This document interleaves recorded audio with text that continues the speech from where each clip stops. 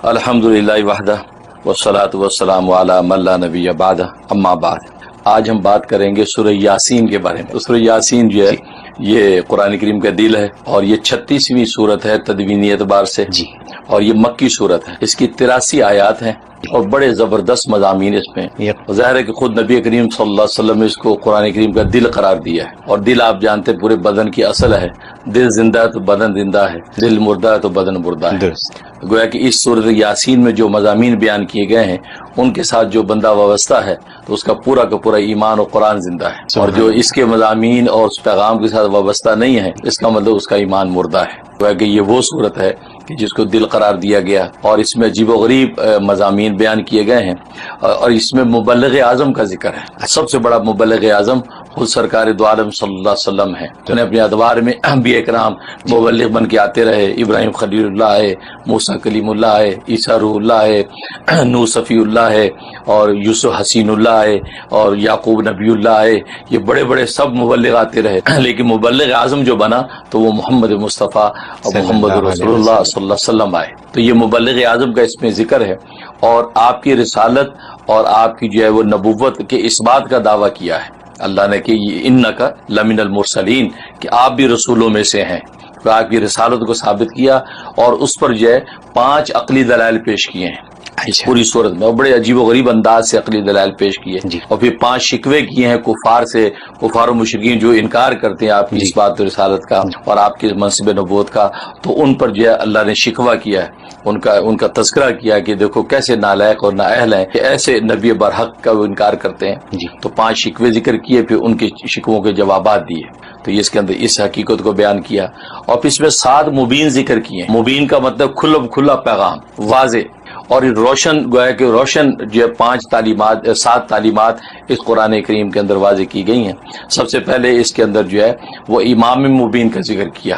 امام مبین سے مراد لوح محفوظ ہے۔ گویا کہ اللہ نے اس حقیقت کو واضح کیا کہ تم جو کچھ کر رہے ہو، تمہاری ایک ایک حرکت و سکون اور تمہارے کیے کے پیچھے بھی اگر کوئی آثار باقی رہ گئے وہ سب کے سب اس لوح محفوظ کے اندر لکھے ہوئے ہیں۔ کل روز قیامت جب اللہ کے پاس پہنچو گے تمہارے ایک ایک کلام اور کام کی وہاں پوچھ ہو جائے گی۔ تو اسی امام مبین کو ذکر کیا۔ اس کے بعد پھر بلاغ مبین، یعنی بلاغ مبین سے مطلب کھلا جو ایک پیغام جو ہے جو رسالت کا تھا ان انبیاء نے دیا ہے، اور محمد صلی اللہ علیہ وسلم نے اس حقیقت کو تم پہ واضح کر دیا۔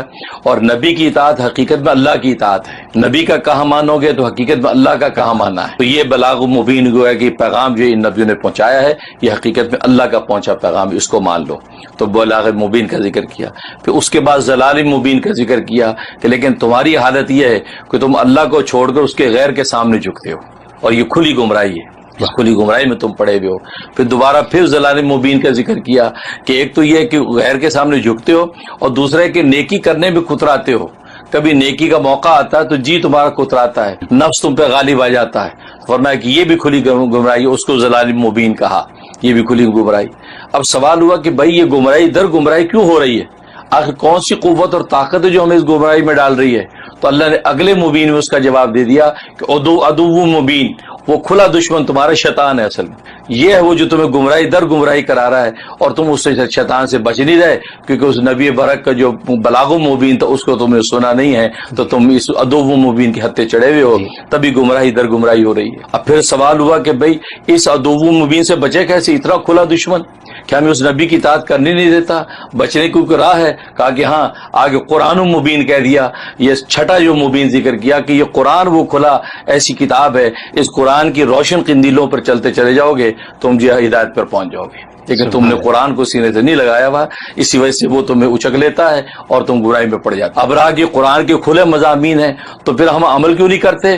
فرمایا کہ بس اوقات یہ کہ شیطان تو کرتا ہی کرتا ہے، لیکن 7واں مبین ذکر کیا خصیم مبین، اصل میں انسان بھی جھگڑالو ہے اپنے ذاتی طور پر، شیطان تو حملہ کرتا ہی ہے، اس کا نفس بھی جھگڑالو ہے، یہ جھگڑے کرتا ہے نبیوں سے کہ آپ نے یہ بات کیسے کہہ دی، یہ کرکری جو ہے وہ ہڈیاں زندہ کیسے ہوں گی، مرنے کے بعد زندہ کیسے ہوں، تو یہ جھگڑے کرتا ہے، حالانکہ یہ ناپاک لطفے سے بنا ہوا انسان اور آج اس قابل ہے کہ اللہ سے جھگڑے کرتا ہے۔ تو خصیم مبین، تم اصل میں خود بھی ذاتی طور پہ جھگڑالو ہو، تبھی تم اس حقیقت کی راہ کو پا نہیں پاتے ہو۔ اگر اس حقیقت راہ کو تم پالو گے تو تمہیں پھر منزل ملے گی. اور امید نہیں ہے کہ تمہاری حالت تو یہ ہے کہ وہ ذات جو کن فیکون سے سارے آسمان و زمین کو بدل دے اور کن فیکون سے سارے جو مناظر ظاہر کر دے، تم اس کے پیغام بھیجے لانے والے محمد کو مانتے نہیں ہو اور اس وہی لانے والے کی حقیقت کو مانتے نہیں ہو، تو وہی بھیجنے والے کو کہاں مانو گے تم؟ یہ اللہ کی رحمت ہی ہوگی کہ تمہیں جو ہدایت کی راہ مل جائے. لیکن حقیقت یہ ہے کہ تم خصیم مبین ہو، اس لیے تم اس کے حقائق پہ عمل نہیں کر پاتے. اس طریقے سے یہ 7 مضامین میں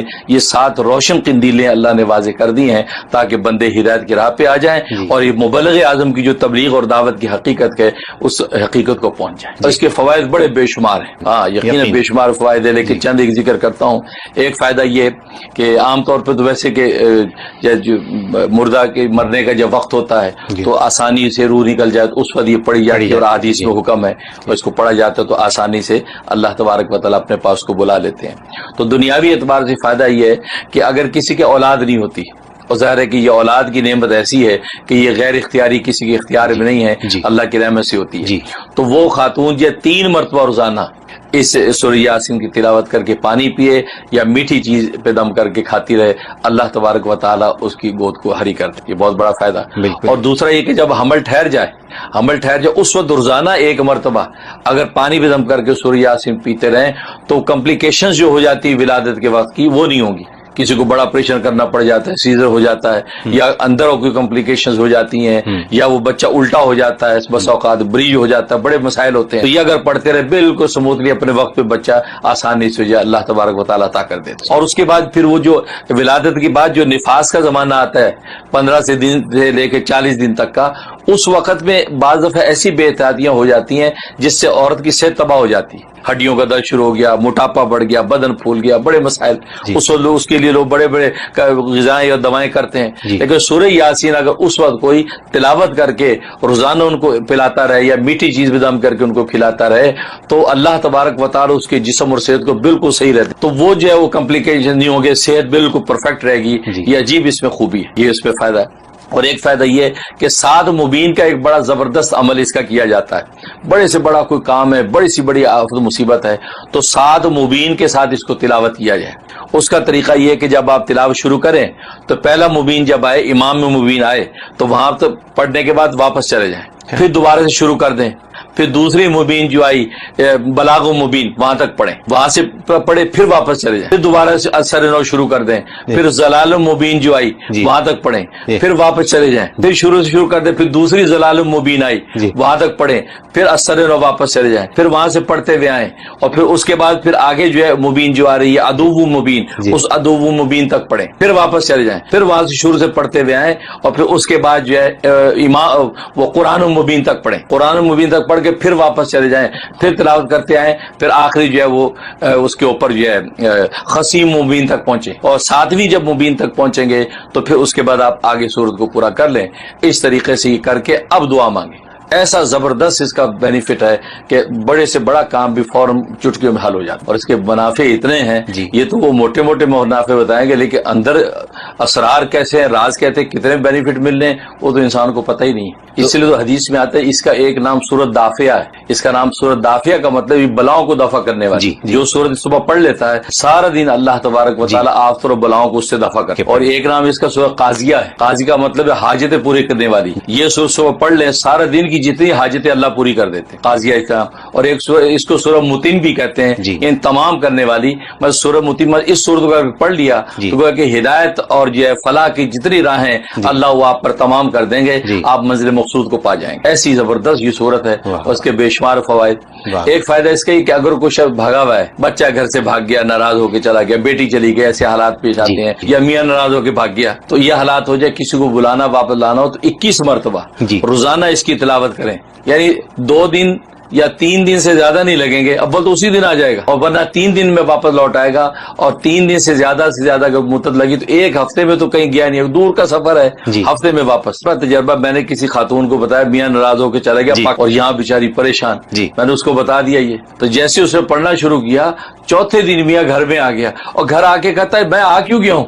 وہ حیران ہو رہا ہے میں کیوں آ گیا ہوں, کیا ہو گیا, کیا ہو گیا, کہ تم نے کہتے پتہ نہیں کیا ہوا, ایسی کوئی ہڑک اٹھی, بیگ اٹھایا, میں واپس وہاں ساری رشتہ پوچھتے رہ گئے میاں جا کر کہ جی میں امریکہ جا رہا ہوں, اور یہاں بیوی کو آ کے پوچھتا میں کیوں آ گیا ہوں, تو میں نے کہا اس کو کیا پتا, یہاں تو سورہ یاسین کا تصرف چل گیا, 2 رکعت شکرانہ پڑھ کے یا اللہ آپ نے میرا مقصد پورا. کہ اگر کسی کو جن, آسیب, جادو ٹونا اس طرح کے احوال ہیں, یا یہ کہ بچہ گھر میں بالکل الجھا رہتا ہے, سمجھ میں آتی نہیں ہو کیا گیا, ڈاکٹر کو دکھاتے وہ کہتے بالکل پرفیکٹ ہے, کیا کرے, تو سورہ یاسین جو ہے وہ روزانہ پڑھ کے اس کے دونوں کانوں میں پھونکے اور پانی دم کر کے پلائیں. کس دن اگر پورے ابھی نہیں پورے ہوں گے, جیسا بھی مرض تکلیف اور آسیب جادو ٹونا ہوگا بالکل صاف ہو جائے گا. یہ سورہ یاسین کیونکہ اس کے الفاظ آپ دیکھیں ایسے زوردار مضامین ہیں, کوئی بلا ٹھہر ہی نہیں سکتا, یہ بلاغ و مبین ہے. تو اللہ تبارک و تعالیٰ روشنیوں کے چراغ کھول دیتے ہیں, اس بچے پہ روز دم کر کے دیں, روز ان کو پانی پلائیں, آپ دیکھیں وہ بھٹکیں گے ہی. یہ زبردست فائدہ. اور جہاں تک خواب میں تعبیر کا ہے, تو خواب میں تعبیر کا یہ ہے کہ اس کا مطلب یہ ہے کہ جس نے اگر یہ سورت سنی یا پڑھی خواب میں, تو اشارہ اس بات کی طرف ہے, بشارت ہے کہ اس کا کل روز قیامت میں حشر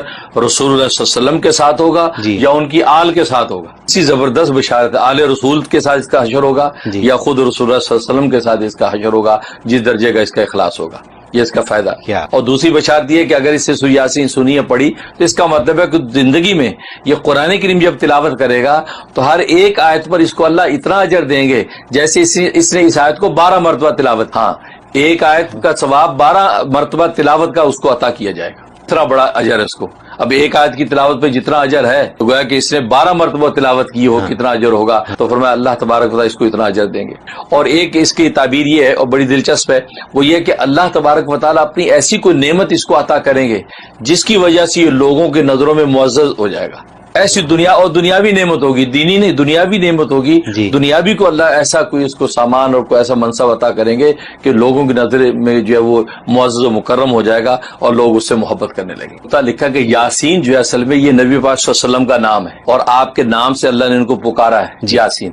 اور یاسین کے اندر راز کیا ہے, یہ یاسین سے بعد نبی پاک کے سین ہے, یعنی دانت مبارک, آپ کے دندان مبارک کی قسم کھائی اللہ. اور یہ وہ دندان مبارک جو اندھیرے میں آپ ذرا مسکراتے تھے تو اس میں سے ایک روشنی نکلتی تھی. اور حدیث میں آتا ہے, عائشہ صدیقہ رضی اللہ تعالیٰ فرماتی ہیں کہ میرے حجرے میں اندھیرا ہوتا تھا, رسول اللہ صلی اللہ علیہ وسلم میں سوئی ڈھونڈ رہی ہوتی تھی یا دھاگا ڈال رہی ہوتی تھی, اندھیرا ہوتا تھا, رسول اللہ صلی اللہ علیہ وسلم مسکرائے اور دانتوں سے روشنی ایک نکلتی تھی, اس روشنی میں دھاگا ڈال لیتی تھی. یہ وہ دندان مبارک ہیں. اللہ نے یاسین مثل میں ان سن کہتے ہیں دانت کو, تو ان دانتوں کی قسم کھائی ہے, ان دانتوں سے شروع کیا ہے, اس سے پکارا ہے. تیرو روشنی, اور یہ وہ روشنی لے کر آیا محمد, اور قلب کی روشنی لایا کہ جس سے لوگوں کو ہدایت عطا کی ہے اور منزلوں پر پہنچایا ہے. بالکل خود نبی نے ارشاد فرمایا روز پڑھو اس کو اور تمہاری دن بھر کی ساری حاجتیں پوری ہوں گی اور ساری بلائیں ٹل جائیں.